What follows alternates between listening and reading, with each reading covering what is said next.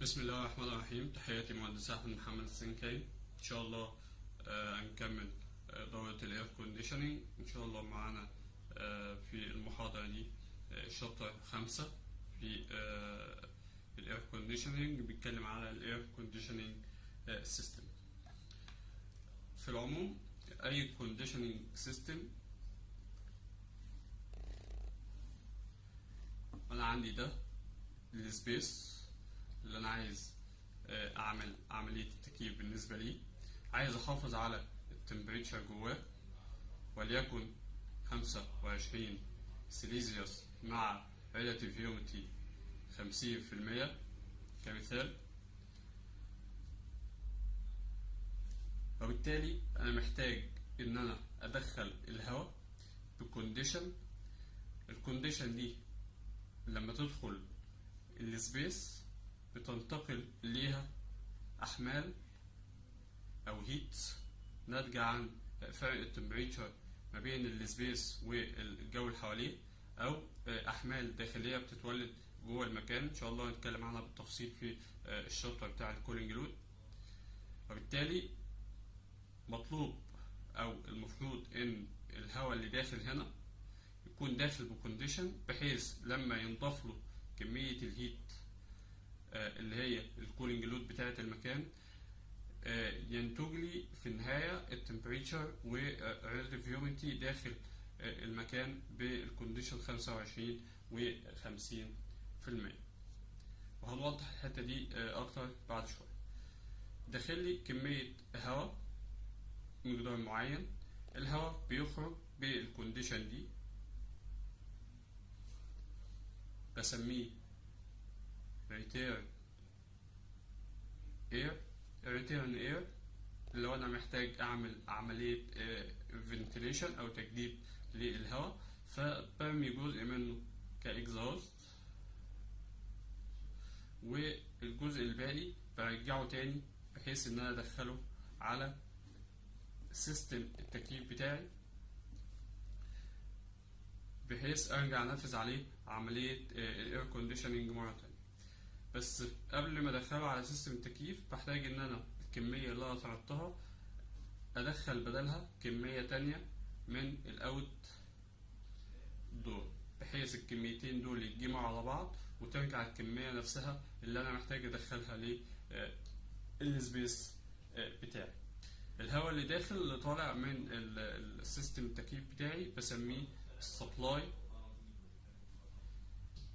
اير. السبلاي اير بيدخل ياخد كمية الهيت اللي هي الكولينج لود ويتحول للكونديشن بتاعة الريتيرن اير ويطلع ويرجع تاني، وهكذا الدورة شغالة.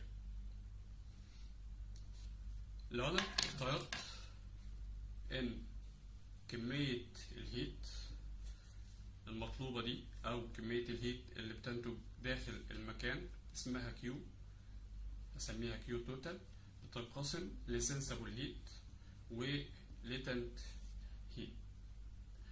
اتكلمنا عن الجزئية دي قبل كده وقلنا ان الكيو سنسبل اللي هي مقدارها بيساوي الام دوت في السي بي في دلتا تي ناقص تي. انهي تي؟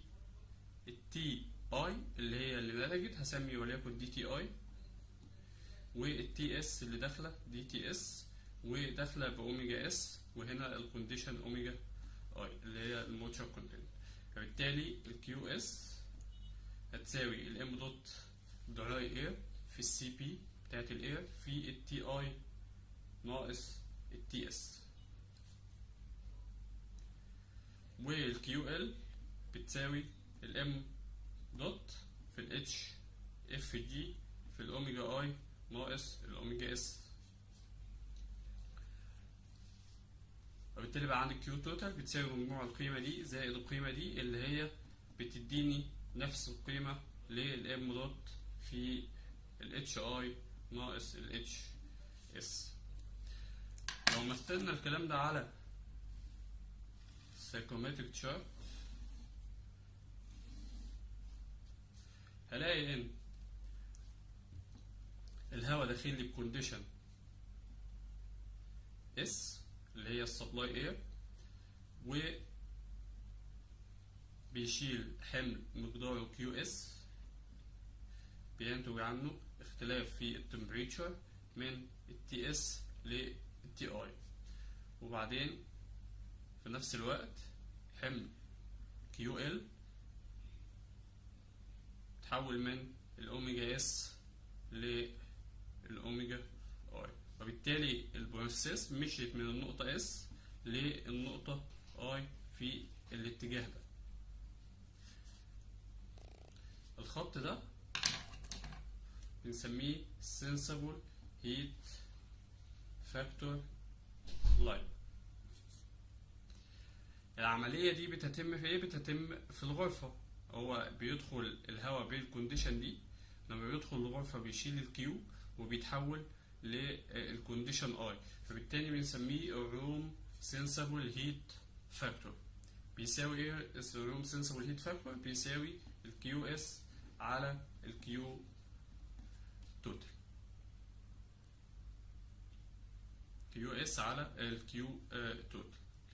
بالتالي الكيو هي كيو توتال اللي هي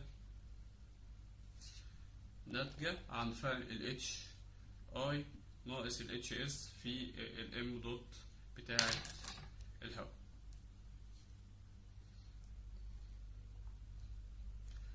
لو رجعنا تاني للسيستم بتاعنا ده السبيس، محتاج فيه التمبريتشر تي اي واوميجا اي، وخدت الريتيرن بتاعه طلبت منه جزء في الاكزاوست ورجعت الباقي، زودت كمية من الاوتسايد الكونديشن بتاعتها تي او واوميجا او اللي هي الاوتسايد كونديشن،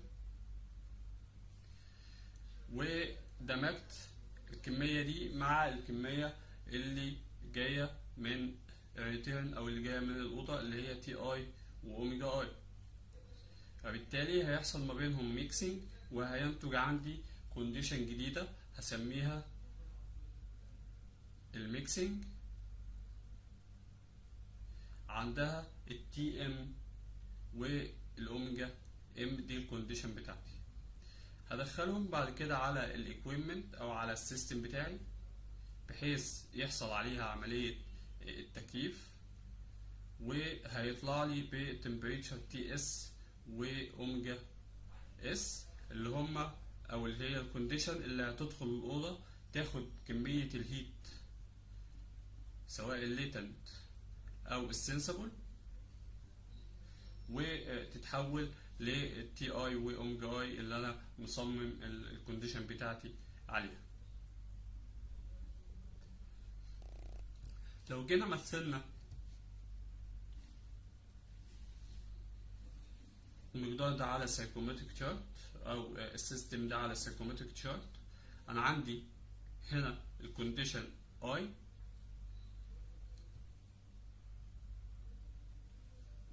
ودي الكونديشن اس، طبعا من الاي للاس ده بيمثل الكيو سنسبل وليتنت بتاعت الروم، وقلنا الخط ده بنسميه الروم سنسبل هيت فاكتور لاين، وقيمته بتساوي الكيو اس على الكيو توتال بتاعت الأوضة.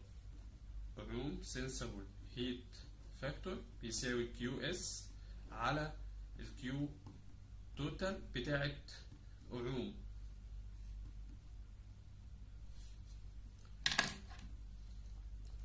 تمام. نقطة السبلاي جت منين؟ جت نتيجة ميكسينج ما بين الكونديشن اي والكونديشن او. ادي الكونديشن او هنا كده، ده الاوتسايد، دي طبعا الاي ودي الاس. كونديشن او حصل لها ميكسينج ما بين مع الكونديشن اي، فبالتالي نتج نقطة الميكسينج نقطة في النص على الخط الواصل ما بين الاو والاي زي ما شرحنا في الشابتر اللي فات، وبالتالي هينتج لي نقطة الام وليكن في المنطقة دي. الميكسينج علشان يطلع للسبلاي كونديشن بيعدي على السيستم، فبالتالي بيمشي من نقطة الميكسينج لحد ما يوصل لنقطة السبلاي بالشكل ده.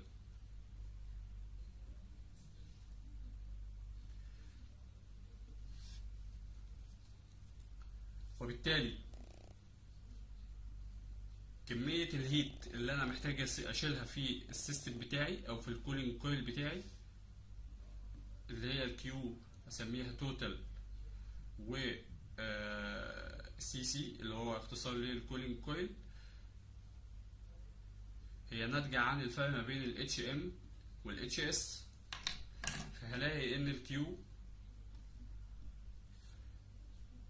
توتال في الكولينج كويل سي سي هيساوي ال M دوت اير اللي هو كمية ال M دوت اللي داخلة في ال HM ناقص ال HS اللي هو فرق الطلبي بين القيمتين دول.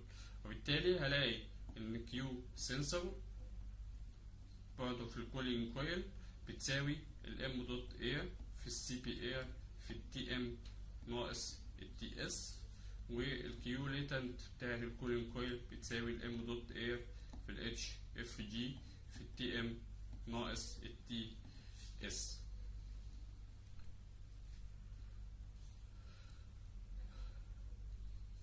وبالتالي لو انا جبت ال QS على ال Q توتال بتوع الكولينج كويل هيديني فاكتور جديد هنسميه الجراوند سنسبل هيت فاكتور.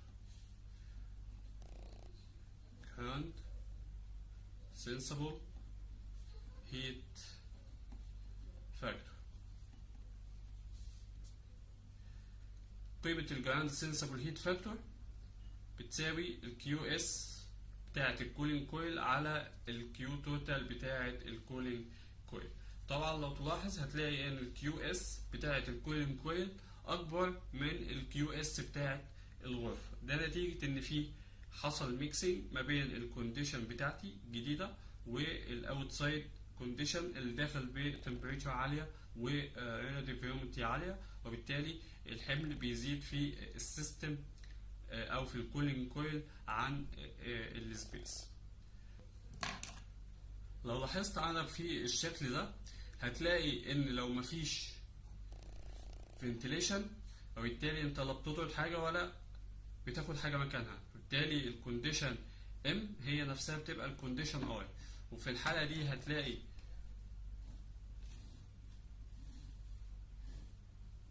السايكومتريك تشارت هو عباره عن نقطه اي ونقطه اس.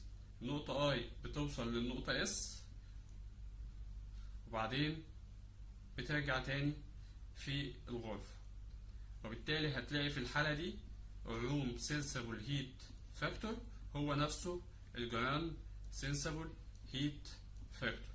في الحالة دي الكيو سنسبل للروم هو الكيو سنسبل للكولينج كويل، نفس الكلام للكيو ليتنت الروم بيساوي الكيو ليتنت للكولينج كويل. وطبعا بالطبع هيبقى الكيو توتال للكولينج كويل هو الكيو توتال للروم، ده في حالة لو مفيش فنتيليشن. وبالتالي الفرق ما بين الكولينج لود بتاع السبيس والكولينج لود بتاع الكولينج كويل هو الفنتيليشن، حمل الفنتيليشن بس. لو مفيش فنتيليشن او الفنتيليشن بتاعتي بصفر فبالتالي الاتنين قيمتهم واحدة. اما لو في فنتيليشن حسب نسبة الفنتيليشن الموجودة هتزيد نسبة او هيزيد الكولينج لود بتاع الكولينج كويل عن الكولينج لود بتاع